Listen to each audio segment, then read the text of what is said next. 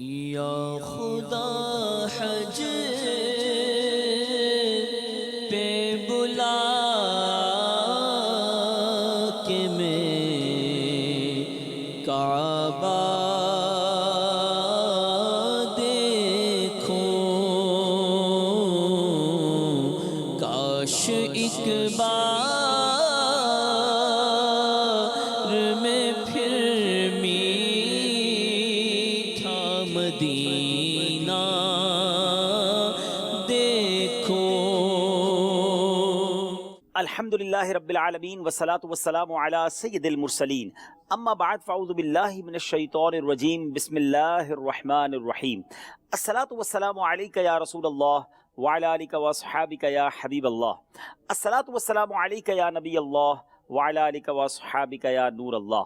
میٹھے میٹھے اسلامی بھائیوں اور مدنی چینل کے ناظرین، مدنی چینل کا سلسلہ یاد حرمین لے کر ایک بار پھر حاضر ہے۔ الحمدللہ آج بھی ذکر مدینہ ہوگا، بلکہ آج انشاءاللہ عاشقان مدینہ کے بڑے ہی رکت انگیز واقعات ہم نے سننے ہیں۔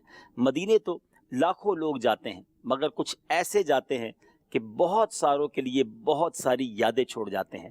حرمین طیبین کی حاضری یقیناً ہر عاشق رسول کے لیے بہت بڑی سعادت ہے، مگر انداز کیا ہونا چاہیے، وارفتگی کیسی ہونی چاہیے، نبی پاک سے محبت کا انداز کیا ہونا چاہیے، یقیناً یہ ہمیں صحابہ کرام اور بزرگان دین کی سیرت سے سیکھنے کو ملتا ہے۔ آج انشاءاللہ یہ واقعات اگر آپ غور سے سنیں گے تو اندازہ ہوگا کہ دنیا میں کتنا بڑا ان کا نام تھا، بڑے نیک لوگ تھے، مقبولین بارگاہ الہی تھے، مگر جب روضہ رسول پر جاتے وقت جو ان کی کیفیات ہوا کرتی، جو ان کا انداز ہوا کرتا، جو انکساری اور عاجزی اور دیوانگی کی کیفیت تھی، کمال کا انداز تھا۔ اللہ کریم ان کے صدقے ہمیں بھی مدینہ پاک کی باذوق اور مقبول حاضری نصیب فرمائے۔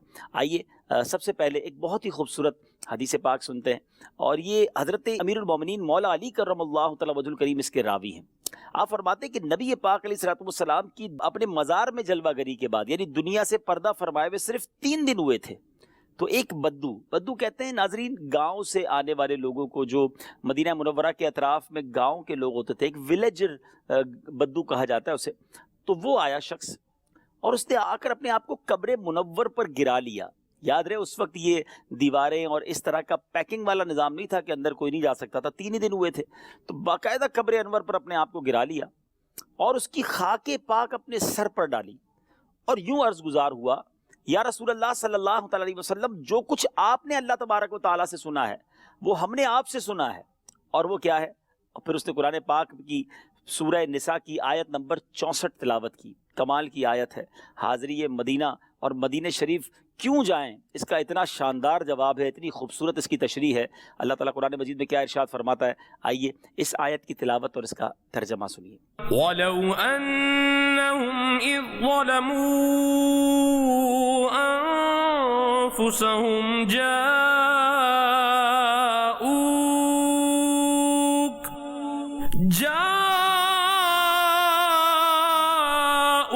فاستغفروا الله واستغفر لهم الرسول لوجدوا الله توابا رحيما۔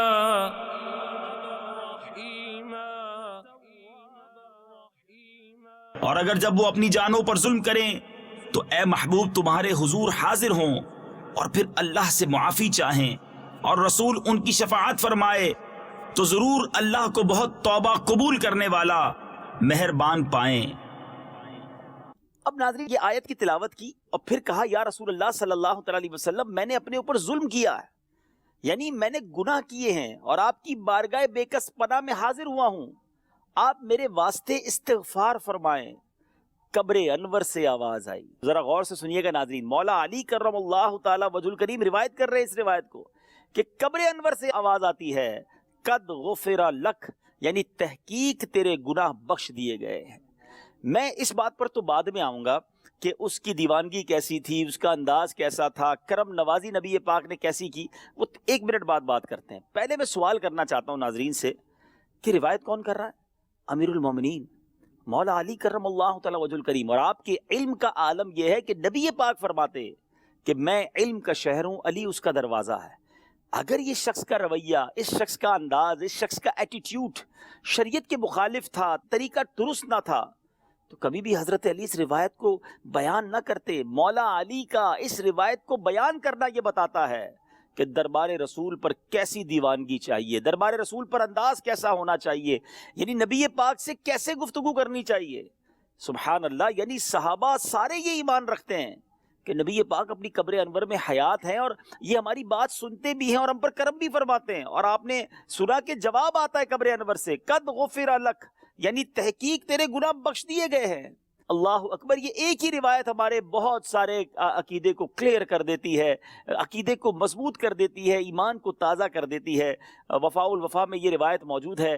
اور اب بات کرتے ہیں کہ جب نبی پاک سے اس طرح کی عرضی پیش کی جائے، اس طرح کی عاجزی کی جائے تو کیسا کرم ہوتا ہے۔ اور سچی بات تو یہ کہ قرآن پاک کی اس آیت کے ترجمے کو ہمیں بار بار پڑھنا چاہیے، کہ اس میں تو ہمیں خود کہا گیا ہے نا کہ اگر تم اپنی جانوں پر ظلم کر بیٹھو، ذرا میں پھر ترجمہ سناتا ہوں آپ کو، ترجمہ کنز الایمان، اور اگر جب وہ اپنی جانوں پر ظلم کریں تو اے محبوب تمہارے حضور حاضر ہوں اور اللہ سے معافی چاہیں اور رسول ان کی شفاعت فرمائیں تو ضرور اللہ کو بہت توبہ قبول کرنے والا مہربان پائیں گے۔ تو ہمیں تو رب نے بھیجا ہے کہ اگر اپنی جانوں پر ظلم کر بیٹھیں، اپنے آپ کو گناہوں میں مبتلا کر بیٹھیں، تو اب یہاں علماء نے بڑی خوبصورت بحث کی ہے ناظرین، کہ اگر گناہ تو رب کے کیے نا، نافرمانیاں تو اللہ کی ہیں، تو اللہ سے توبہ کر لیتے، اپنے گھر بیٹھے توبہ کر لیتے، محبوب کے در پہ کیوں بھیجا گیا؟ اللہ اکبر۔ سیدی اعلیٰ حضرت سے پوچھیں، وہ اس معمے کو حل فرماتے ہیں، وہ اس کنفیوژن کو دور کرتے ہیں۔ آپ فرماتے ہیں وہی رب ہے جس نے تجھ کو ہم اتن کرم بنایا، ہمیں بھیک مانگنے کو تیرا آستہ بتایا، تجھے حمد ہے خدایا، تجھے حمد ہے خدایا۔ ہوگی رب جس نے تجھ کو ہم کرم بنایا، ہوگی رب ہے جس نے تجھ کو ہم کرم بنایا، ہمیں بھیک مانگنے کو، ہمیں بھیک مانگنے کو تیرا آستہ بتایا، تجھے حمد ہے خدایا، تجھے حمد ہے خدایا۔ اب اس پہ سیدی اعلیٰ حضرت کا کمال دیکھیں کہ کیسی قرآن پاک کی آیت کی گویا تشریح کر دی۔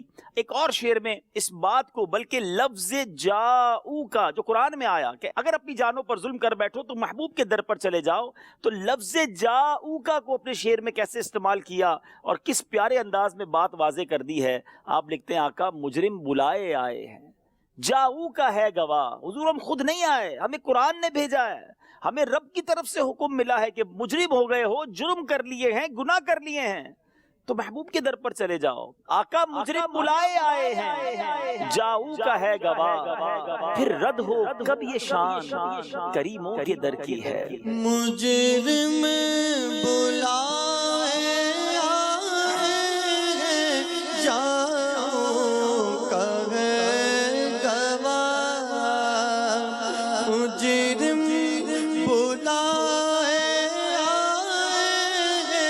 جاؤ کا ہے گواہ، پھر رد ہو کب یہ شان کریموں کے در کی ہے، پھر رد ہو کب یہ شان کریموں کے در کی ہے۔ سبحان اللہ سبحان اللہ۔ ایسے واقعات کتابوں میں بھرے پڑے ہیں کہ نبی پاک کی بارگاہ میں جا کر جب دل کی حالت بتائی گئی، آقا سے عرض کیا گیا تو کیسے کرم کے دریا بہے۔ ایک اور واقعہ سنتے ہیں ناظرین۔ ایک خوبصورت کتاب ہے جو مکتبۃ المدینہ سے آپ حاصل بھی کر سکتے ہیں، اس کا نام ہے عیون الحکایات، اور اس کتاب کے جو مصنف ہیں امام عبد الرحمن بن علی جوزی رحمۃ اللہ تعالی علیہ، وہ نقل کرتے ہیں کہ حضرت سیدنا محمد بن حرب بلالی رحمۃ اللہ تعالی علیہ نے بیان کیا کہ ایک مرتبہ میں روضہ رسول پر حاضر تھا اور ایک اعرابی یعنی دیہات سے آنے والا ایک عربی جو تھا وہ آیا اور پیارے آقا علیہ الصلوۃ والسلام کی بارگاہ بیکس پناہ میں وہ اس طرح عرض کرنے لگا کہ یا رسول اللہ صلی اللہ تعالی علیہ وسلم، اللہ عز و جل نے جو آپ پر سچی کتاب نازل فرمائی اس میں یہ آیت بھی ہے. اور پھر اس نے وہ آیت گویا یعنی وَلَوْ أَنَّهُمْ إِذْ ظَلَمُوا أَنفُسَهُمْ جَاءُوكَ وہ تلاوت کی. اور پھر وہ نبی پاک علیہ الصلوۃ والسلام سے عرض کرتا ہے کہ اے میرے آقا و مولا، میں اللہ غفور سے اپنے گناہ و قصور کی معافی طلب کرتے ہوئے آپ کے حاضر ہوا ہوں، آپ کے دربار میں آیا ہوں، آپ کو اللہ کی بارگاہ میں اپنا شفیع بناتا ہوں. یہ کہہ کر وہ شخص رونے لگا، اس کی زبان پر اشعار آ گئے، وہ رقت کے عالم میں عرضی کرنے لگا اور پھر گناہوں کی معافی مانگتا رہا، اشکبار آنکھوں سے وہاں سے رخصت ہو گیا. حضرت سیدنا محمد بن حرب بلالی رحمۃ اللہ تعالی فرماتے ہیں کہ جب میں سویا تو خواب میں نبی پاک علیہ الصلوۃ والسلام کی زیارت ہوئی اور مجھ سے ارشاد فرمایا اس اعرابی سے ملو اور اسے خوشخبری سناؤ، اللہ رب العزت نے میری سفارش کی وجہ سے اس کی مغفرت فرما دی ہے. سبحان اللہ سبحان اللہ. آج بھی کرم جاری ہے ناظرین، مانگنے والا چاہیے، گر گڑانے والا چاہیے، صحیح معنوں میں دل کی گہرائیوں سے عرض کرنے والا چاہیے. آقا بڑے کریم ہیں. کیا خوبصورت بات مولانا حسن رضا خان صاحب اپنے کلام میں لکھتے ہیں نا، آپ لکھتے ہیں سر گزشتے غم کہوں کس سے تیرے ہوتے ہوئے، کس کے در پر جاؤں تیرا آستانہ چھوڑ کر، بخشوانا مجھ سے عاصی کا روا ہوگا کسے، کس کے دامن میں چھپوں دامن تمہارا چھوڑ. سرگزشتے غم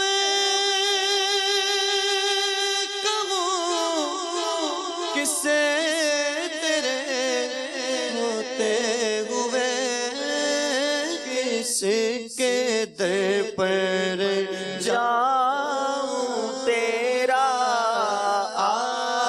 آستانہ چھوڑ کر، کس کے در پر جاؤں تیرا آستانہ چھوڑ کر، اور بخشوانا مجھے سیاسی کا روا ہوگا کسے. اب اس شعر میں ناظرین ذرا اس شعر میں عاجزی دیکھیے گا. سیدی مولانا حسن رضا خان صاحب نے جو بات کی ہے نا، اگر یہ کیفیت جڑ جائے نا آقا کی بارگاہ میں حاضری کے وقت کہ مجھ جیسے عاصی کو کون بخشوائے گا، میری سفارش کون کرے گا، میرا ساتھ کون دے گا، جس کے اتنے گناہ، اتنے جرم، اتنی نافرمانیاں ہوں، حضور آپ کے سوا اور کوئی نہیں ہے. آقا آپ ہی ہیں جن کی دربار میں عیبی کی سمائی ہے.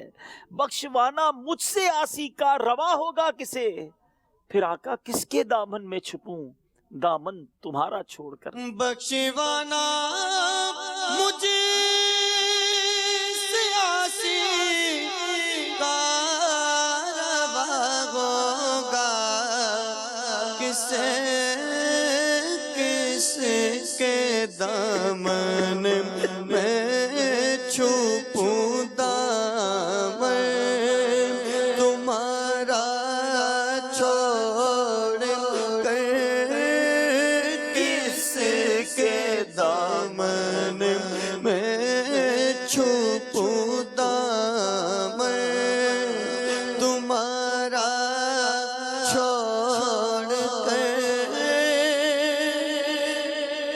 سبحان اللہ سبحان اللہ. اب جو میں روایت سنانے جا رہا ہوں نا، ایمان تازہ کر دیا. اللہ اکبر. اے مدینے جانے والوں تمہیں مبارک ہو. بار بار اللہ آپ کو اور مجھے یہ شرف نصیب فرمائے. بہت خوش نصیب ہیں وہ لوگ، یقین کریں وہ قسمت کے دھنی ہیں جو آقا کے قدموں میں جاتے ہیں، جو مدینے جاتے ہیں. سنیے گا ذرا. حضرت سیدنا حاتم اسم رحمۃ اللہ تعالی علیہ نے ایک بار پیارے آقا علیہ الصلوۃ والسلام کے روضہ انور پر کھڑے ہو کر دعا کی، یا رب میں نے تیرے حبیب مکرم صلی اللہ تعالی علیہ وسلم کی قبر انور کی زیارت کی ہے، یا اللہ اب تو مجھے نامراد نہ لوٹانا. آواز آئی، اے بندے ہم نے تمہیں اپنے محبوب علیہ الصلوۃ والسلام کی پاکیزہ تربت کی اجازت ہی دب دی ہے کہ جب تمہیں پاک کرنا منظور فرما لیا ہے، اب تم اور تمہارے ساتھ زیارت کرنے والے مغفرت یافتہ لوٹ جاؤ. بے شک اللہ تم سے اور ان سے راضی ہو گیا جنہوں نے نبی پاک علیہ الصلوۃ والسلام کے روضے کا دیدار کر لیا ہے. اللہ اکبر. کرم کرنا تھا جبھی تو بلایا ہے, معاف کرنا تھا جبھی تو بلایا ہے. دنیا میں کسی کے مہمان بنے تو میزبان مہمان کا خیال رکھتا ہے, اور جو آقا کے در پر چلے جائے, جو کونین کے والی ہیں, وہ کیسے میزبان ہے؟ پوچھو سیدی اعلیٰ حضرت سے. آپ لکھتے ہیں آسماں خان زمیں خان زمانہ مہمان, صاحب خانہ لقب کس کا ہے تیرا تیرا. اب ان کے قدموں میں گئے ہیں تو کیسے مہمان کو خالی لوٹائیں گے؟ اللہ اکبر. یقین کریں بڑے نصیب والے ہیں جو مدینے جاتے ہیں, اور کیوں نہ تڑپیں ہم مدینے جانے کو. ذرا یہ جملہ پھر سنیے گا کہ کیا آواز آئی. اے بندے, ہم نے تمہیں اپنے محبوب کی پاکیزہ تربت کی زیارت کی اجازت ہی تب دی ہے جب تمہیں پاک کرنا منظور فرما لیا ہے. اللہ اللہ, یہ چنا جاتا ہے, یہ بلایا جاتا ہے, یہ نوازا جاتا ہے. مدینے کا سفر یہ نصیب والوں کو ملتا ہے. بس اللہ سے دعا ہے رب کریم ہمیں بار بار یہ سفر نصیب فرمائے. ان خوش نصیبوں میں ہمیں بھی شامل فرما لے جو آقا کے در پر بار بار حاضری دیتے ہیں, اور جب جائیں اے کاش مقبول حاضریاں نصیب ہوں. جو حج کو جا رہے ہیں, جو مدینے جا رہے ہیں, ہمیں بھی دعاؤں میں یاد رکھیے گا. اللہ کریم آپ کا یہ سفر قبول فرمائے. کیا خوبصورت بات امیر علیہ سنت لکھتے ہیں نا کہ وہاں کی حاضری کوئی نارمل بات نہیں ہے. آپ لکھتے ہیں وہاں ایک سانس مل جائے وہی ہے زیست کا حاصل, وہ قسمت کا دھنی ہے جو گیا دم بھر مدینے میں. وہاں ایک سانس مل جائے یہی ہے زیست کا حاصل. وہاں ایک سانس مل جائے یہی ہے زیست کا حاصل. وہ قسمت کا دھنی ہے جو گیا دم بھر مدینے میں. سبحان اللہ سبحان اللہ. یقین کریں ناظرین, مدینہ جو ہے نا وہ رازوں کی سرزمین ہے. وہاں بہت کچھ ہے جو شاید ہم دیکھ بھی نہ پائیں, ہمیں معلوم بھی نہ ہو. اور وہ کیوں نہ ہو؟ ذرا سوچئے نا, جس کے سبب یہ کائنات بنائی گئی ہے, جو یہ ساری کائنات کی وجہ تخلیق ہیں, وہ آقا مدینے میں ہے, جس کے در پر 70,000 فرشتے صبح حاضری دیتے ہوں, 70,000 فرشتے شام حاضری دیتے ہوں. تمام اولیاء, اقطاب, غوث, کتب, ابدال, سب کی کہتے ہیں نگاہ مدینے کی طرف ہی ہو. سب کو فیض جہاں سے مل رہا ہو, اس شہر مدینہ کی, اس دربار مدینہ کی روحانیت کا اور برکتوں کا عالم کیا ہوگا. ذرا اس واقعے کو سنیے. حضرت سیدنا ابراہیم خواص رحمۃ اللہ تعالی علیہ فرماتے ہیں, میں ایک سفر میں شدت پیاس سے بےتاب ہو کر گر گیا. کسی نے میرے منہ پر پانی چھڑکا, میں نے آنکھیں کھول دی تو کیا دیکھتا ہوں کہ حسین و جمیل خوبصورت بزرگ گھوڑے پر سوار ہیں, اور انہوں نے مجھے پانی پلایا اور فرمایا میرے ساتھ سوار ہو جاؤ. ابھی چند ہی قدم چلے تھے تو بزرگ مجھے کہتے ہیں دیکھو کیا نظر آ رہا ہے. میں نے دیکھا تو مدینہ منورہ نظر آ رہا تھا. میں حیران ہو گیا. فرمایا اتر جاؤ اور ایسا کرنا, پیارے آقا علیہ الصلوۃ والسلام کی خدمت میں سلام عرض کرنا, اور یہ بھی عرض کرنا کہ خضر نے بھی آپ کی بارگاہ میں سلام عرض کیا ہے. گویا وہ حضرت خضر علیہ السلام تھے. اللہ اکبر. مدینے جانے والوں کی خدمت کی جاتی ہے, مدینے جانے والوں کا خیال رکھا جاتا ہے, مدینے حاضر ہونے والوں کو برکتیں نازل کی جاتی ہیں. سبحان اللہ سبحان اللہ. اللہ پاک مجھے بھی اور آپ کو بھی مقبول, اور جس کو کہتے ہیں نا کہ بس ایسی دیوانگی والی حاضری عطا فرمائے کہ وہ امیر علیہ سنت کا شعر یاد آ رہا ہے کہ کاش اس شان سے حاضری مجھ پہ دیوانگی چھا رہی ہو, ہر رکاوٹ وہاں ہٹ گئی, بس نظر میں ہو شاہ مدینہ. کاش سے شان سے حاضری ہو مجھ پہ دیوانگی چھا گئی ہو, ہر رکاوٹ وہاں ہٹ گئی ہو, بس نظر میں ہو شاہ مدینہ, بس نظر میں شاہ مدینہ. یقین کرے ناظرین، یہ جلوے آج بھی عام ہیں، آج بھی کرم کے دریا بہہ رہے ہیں. شاعر لکھتے ہیں نا، آنکھ والا تیرے جوبن کا تماشا دیکھے. دراصل ان جلووں کے لیے آنکھ چاہیے، وہ کیفیات چاہیے، وہ رکت چاہیے. کرم تو آج بھی فرماتے ہیں، آنکھ والا تیرے جوبن کا تماشا دیکھے، دیدہ کور کو کیا آئے نظر، کیا دیکھے. آنکھ والا تیرے جوبن کا ہائے ہائے تماشا دیکھے. آنکھ والا تیرے جوبن کا تماشا دیکھے. دیدہ کو کیا نظر کیا دیکھے. دیدہ کو کیا نظر کیا دیکھے. دیدہ کور یعنی جس کے پاس آنکھیں ہی نہیں ہیں. اندھے کو کیا نظر آئے گا؟ آنکھ چاہیے. اسی طرح کی آنکھ کی تمنا. کیا خوبصورت التجا کرتے ہیں نا مفتی اعظم ہند مصطفیٰ رضا خان صاحب نوری. کہتے ہیں کچھ ایسا کر دے میرے کردگار آنکھوں، کچھ ایسا کر دے میرے کردگار آنکھوں میں ہمیشہ نقش رہے روئے یار آنکھوں. انہیں نہ دیکھا تو کس کام کی ہے یہ آنکھیں کہ دیکھنے کی ہے ساری بہار آنکھوں. کچھ ایسا کر دے میرے کردگار آنکھوں میں، ہمیشہ نقش رہے روئے یار آنکھوں میں ہمیشہ نقش رہے روئے یار آنکھوں میں.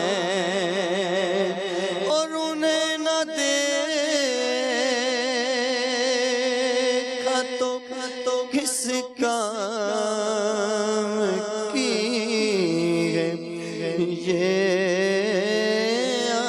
آنکھیں. انہیں نہ دیکھا تو کس کام کی ہے یہ آنکھیں. انہیں نہ دیکھا تو کس کام کی ہے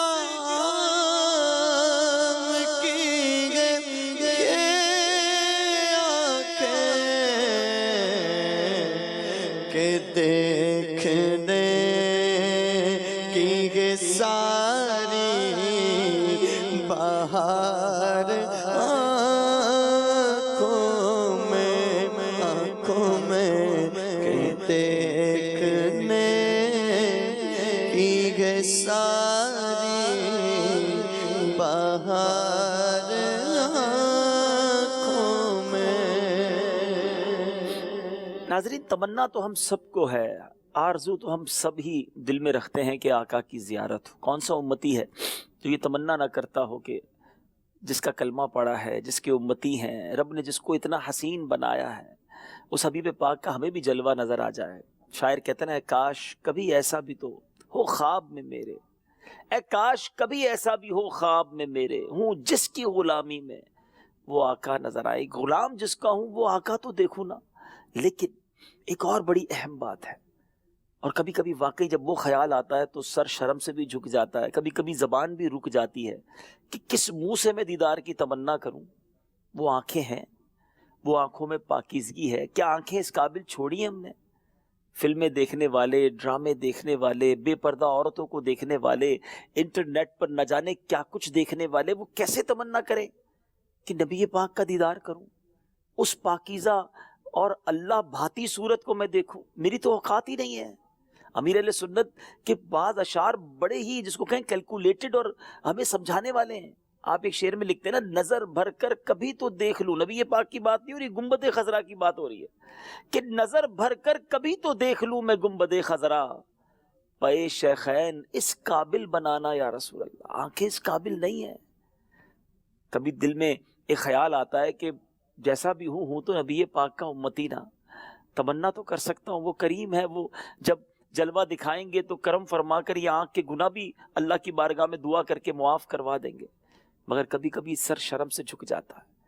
ناظرین، اگر دیدار مصطفیٰ کرنا ہے، اگر واقعی نبی پاک کی دیدار سے آنکھوں کو ٹھنڈا کرنا ہے نا، تو ان آنکھوں کو گناہوں سے بچانا ہوگا۔ یہ کیسے ممکن ہے کہ دل میں تمنا کروں کہ میرا دل نبی پاک کے عشق کا مدینہ بھی بن جائے، اور اسی دل میں تکبر بھی ہو، اسی دل میں غیبت بھی ہو، اسی دل میں لوگوں کے لیے برے خیالات بھی ہوں، کینہ بھی ہو، بغض بھی ہو، مسلمانوں کے لیے برے برے ارادے ہوں، گندے خیالات ہوں، اور میں یہ بھی دعا کروں کہ میرا دل عشق رسول کا مدینہ بن جائے۔ خود سوچئے نا، پہلے صاف کرنا ہوگا نا، دل صاف کریں، آنکھیں صاف کریں، درود پاک کی کثرت کریں، گناہوں سے توبہ کریں، اور پھر التجا کریں کہ حضور اب یہ دل آپ کے لیے منتظر ہے۔ سیدی مفتی اعظم مصطفی رضا خان صاحب نوری کہتے ہیں نا، رہیں ان کے جلوے، بسیں ان کے جلوے، میرا دل بنے یادگار مدینہ۔ اور کیا خوبصورت بات کرتے ہیں ایک اور شعر میں مفتی اعظم مصطفی رضا خان صاحب نوری لکھتے ہیں نا، آباد سے فرما ویراں ہے دلے نوری، جلوے تیرے بس جائیں آباد ہو ویراں۔ آباد سے فرما ویرانگ دل نوری، آباد اسے فرما ویرانگ دل نوری، جلوے تیرے بس جائے آباد گو ویرانا، جلوے تیرے بس جائیں آباد گو ویرانا۔ پھر عاشقان مفتی اعظم ہند کمال کی بات جھوم جھوم کر پڑھتے ہیں نا، یہ تو مفتی اعظم ہند کی انکساری ہے، وہ کہتے ہیں یا رسول اللہ میرا ویرانہ دل آباد کر دیجئے، مگر پھر کیا خوبصورت بات کی جاتی ہے کہ سرکار کے جلووں سے روشن ہے دل نوری، تا حشر رہے روشن نوری کا یہ کاشان۔ سرکار کے جلووں سے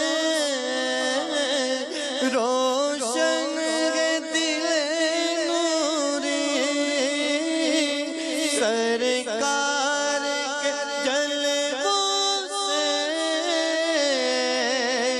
روشن ہے دل نوری، تا حشر رہے روشن نوری کا یہ کاشانہ، تا حشر رہے روشن نوری کا یہ کاشانہ۔ کیسے مبارک لوگ تھے، کیسے دل تھے ان کے، کیسی آنکھیں تھیں، نبی پاک کے عشق سے معمور رہا کرتے، پیارے آقا کی یاد سے میں گم رہا کرتے تھے یہ لوگ۔ اللہ ان بزرگوں کے صدقے ہمارے دل کو بھی صاف کر دے، ہمارے سینے کو صاف کر دے، ہماری آنکھوں کے گناہ معاف ہو جائیں اور آنکھیں پاک ہو جائیں، جبھی تو ہم نبی پاک سے پھر التجا بھی کر سکیں گے نا۔ سیدی اعلیٰ حضرت کیا خوبصورت بات لکھتے ہیں نا، فرماتے ہیں آنکھ عطا کیجئے اس میں ضیا دیجئے، حضور آنکھ بھی آپ ہی دیجئے، آنکھ میں روشنی بھی آپ دیجئے، ہم نے تو گندی کر دی، سیاہ کر دی، گناہ سے کالی کر دی ہیں، آنکھ عطا کیجئے اس میں ضیا دیجئے، جلوہ قریب آ گیا تم پہ کروڑوں درود، آقا دل کرو ٹھنڈا میرا وہ کفے پا چاند سا، حضور دل کرو ٹھنڈا میرا وہ کفے پا چاند سا، سینے پہ رکھ دو ذرا تم پہ کروڑوں درود، آقا ہم نے خطا میں نہ کی اور تم نے عطا میں نہ کی، کوئی کمی سرورا تم پہ کروڑوں درود. آپ کے سوا ہے کون؟ ہم مانتے ہیں ہم مجرم ہیں, ہم خطا کار ہیں, ہم نے آپ کی بہت ساری نافرمانیاں کی ہیں, مگر حضور آپ کے سوا کوئی ہے بھی تو نہیں نا کہ جس سے معافی مانگ لے, جس کے دامن میں چھپ جائے. اپنے خطا واروں کو اپنے ہی دامن میں لو, کون کرے یہ بھلا؟ تم پہ کروڑوں درود. حضور کر کے تمہارے گناہ, مانگے تمہاری پناہ, پر تم کہو دامن میں آ. تم پہ کروڑوں درود. آپ کے سوا کون ہے حضور ہمارا؟ مجرم بھی ہے تو آپ کے ہیں, گناہگار بھی ہے تو آپ کے ہیں, امتی بھی آپ کے ہیں. اگر آپ کے دیدار کی تمنا نہیں کریں گے تو کس کو دیکھنے کی تمنا کریں گے؟ حضور آنکھیں بھی صاف آپ نے کرنی ہے, دل بھی اجالا آپ نے کرنا ہے. کرم آپ فرمائیے, نیک بھی بنا دیجئے اور پھر جلوہ بھی دکھا دیجئے. اے حاجیوں, آقا سے بہت کچھ عرض کرنا, اپنے نبی سے اپنے دل کی باتیں کرنا. وہ بڑے کریم ہے, وہ بڑے شفیق ہے, وہ مہربان ہے. تم اس کے طرفدار ہو, تم اس کے مددگار, جو تم کو نکمے سے نکما نظر آئے. آقا لگاتے ہو اس کو بھی سینے سے آقا, جو ہوتا نہیں منہ لگانے کے قابل. ہمیں تو کوئی منہ بھی نہ لگاتا. آپ جس کو دنیا میں کوئی منہ نہیں لگاتا اسے آپ اپنے گھر بلا لیتے ہیں, اپنے مدینہ دکھا دیتے ہیں. حضور اب شفاعت کی خیرات بھی آپ نے دینی ہے. یقیناً اگر ان کیفیات کے ساتھ عرض و معروض کا سلسلہ رہا نا, وہ بڑے کریم ہے, وہ شفیق ہے, وہ مہربان ہے. سیدی اعلیٰ حضرت لکھتے ہیں نا, آقا بد ہیں تو آپ کے, بھلے ہیں تو آپ کے, ٹکڑوں سے تو یہیں کے پلے, رخ کدھر کریں حضور جائیں کہاں, پکارے کسے, کس کا منہ تکے. کیا پرسش اور جا بھی سگے بے ہنر کی ہے. حضور آپ ہی کے ٹکڑوں پہ پلے ہیں, آپ ہی نے یہاں تک پہنچایا ہے, اب آپ ہی کرم کریں گے. تیرے ٹکڑوں سے پلے غیر کی ٹھوکر پہ نہ ڈال, جھڑکیاں کھائیں کہاں چھوڑ کے صدقہ تیرا. یقیناً گناہ بہت ہے, خطائیں بہت ہیں, مگر آپ کی رحمت کے آگے کچھ نہیں ہے. آپ کے اشارے سے کام ہو جائے گا. ایک میں کیا, میرے عصیاں کی حقیقت کتنی, مجھ سے 100 لاکھ کو کافی ہے. مجھ سے 100 لاکھ کو, حیثیت ہی نہیں میری, اوقات ہی نہیں ہے, میرے جیسے 100 لاکھ کو کافی ہے. اشارہ تیرا, بس آقا سے مانگنا, نبی پاک سے عرض کرنا, دل کی گہرائیوں سے عرض کیجئے گا. وہ بڑے کریم ہیں, وہ خالی ہاتھ نہیں لوٹاتے, وہ اپنے در سے کسی کو محروم نہیں لوٹاتے. انشاءاللہ ضرور کرم ہوگا, ضرور مہربانی ہوگی. مدینے بلایا ہے, اتنی بڑی مہربانی تو کی ہے, اب خالی نہیں لوٹائیں گے. بس انہی عرض و معروض کے ساتھ اگر حاضریاں رہیں, ذکر مدینہ رہا, شوق مدینہ بڑھتا رہا, اور جو نہیں جا رہے آپ بھی نہ گھبرائیے. میرے آقا صرف مدینے جانے والوں پر مہربان نہیں ہے, آپ وطن میں آقا کو پکاریے, اپنے گھر میں پکاریے. وہ کریم ہے, وہ ضرور مہربانی فرمائیں گے انشاءاللہ. بس اسی فکر اور اسی شوق کے ساتھ اپنی زندگی کو گزاریے. نبی پاک سے ایسی سچی محبت اپنے دل میں پیدا کر لیجئے, تو پھر انشاءاللہ آقا کی سنتوں پر عمل کرنا بھی آسان ہو جائے گا, نبی پاک کے طریقے پر عمل کرنا بھی بڑا آسان ہو جائے گا. اور آپ جب سنتوں پر عمل کریں گے, آقا کے طریقے پر لائف گزاریں گے, تو انشاءاللہ نبی پاک ضرور کرم بلائیں گے, مدینے بھی بلائیں گے, اور انشاءاللہ جنت میں بھی ساتھ لے جائیں گے. اپنے اس سلسلے کو, باتیں تو اتنی پیاری ہو رہی ہیں کہ جی چاہ رہا ہے ذکر مدینہ چلتا ہی رہے, لیکن انشاءاللہ اگلے سلسلے میں مزید عاشقان رسول کے واقعات سنیں گے, مزید امام مالک کا تذکرہ سننا ہے. کمال کے عاشق رسول تھے, اتنے بڑے وقت کے امام ہیں, مگر مدینے میں ہی رہتے تھے, اہل مدینہ میں سے تھے, مگر کیسی لائف گزاری, کس انداز سے گزاری. بہت سو کے لیے زبردست لیسن ہے, اگلے سلسلے میں ان کے بارے میں بھی سنیں گے.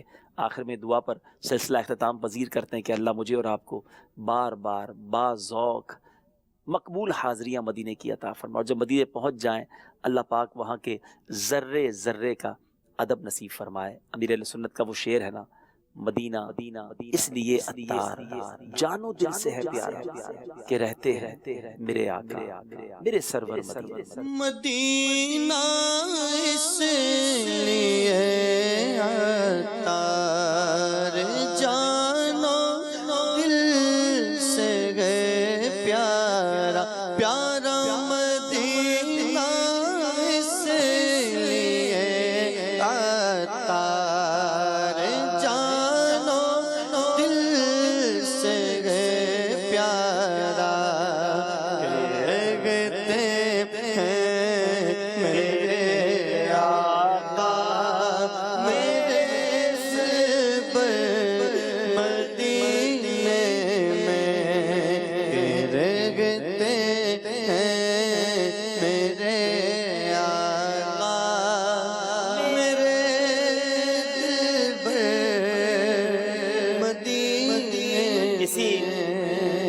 کلام میں امیر اہل سنت دلاسا دے رہے ہیں ان سب کو جو مدینے جانے کو تڑپ رہے ہیں اور بظاہر اسباب نہیں ہیں.